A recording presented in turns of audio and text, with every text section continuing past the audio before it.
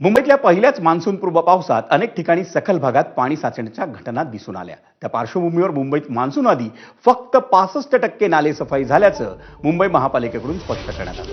येत्या काही दिवसात मुंबईला मुसळधार पावसाचा धोका असून तसं झाल्यास मुंबईची पुन्हा तुंबई होणार का असा प्रश्न सर्वसामान्यांना पडलाय।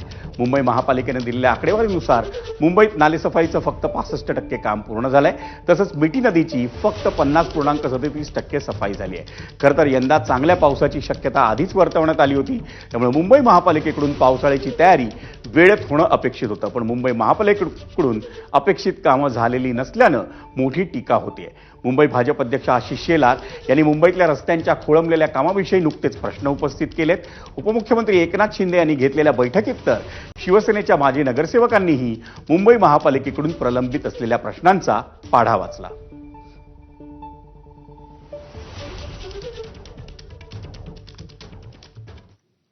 दरम्यान मुंबई शहर आणि उपनगरात सुरू असलेली नालेसफाईची सर्व कामं ही 7 जूनपर्यंत पूर्ण करण्याचे निर्देश उपमुख्यमंत्री आणि मुंबई शहरचे पालकमंत्री एकनाथ शिंदे यांनी आज मुंबई महापालिका प्रशासनाला दिली। नाल्यातून गाळ काढण्याची कामं वेळेत पूर्ण न करणाऱ्या, नालेसफाईच्या कामात हयगय करणाऱ्या अधिकाऱ्यांवर कारवाई करण्यात येईल अशी तंबीही त्यांनी दिली।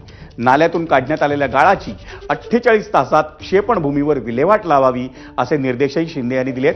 शिंदे यांनी भांडूप आणि विक्रोळीसह विविध परिसरांना भेट देऊन उषानगर कॉम्प्लेक्स, वडाळ्याचा नेहरूनगर नाला आणि धारावी टी जंक्शन जवळील नाले सफाईची पाहणी केली।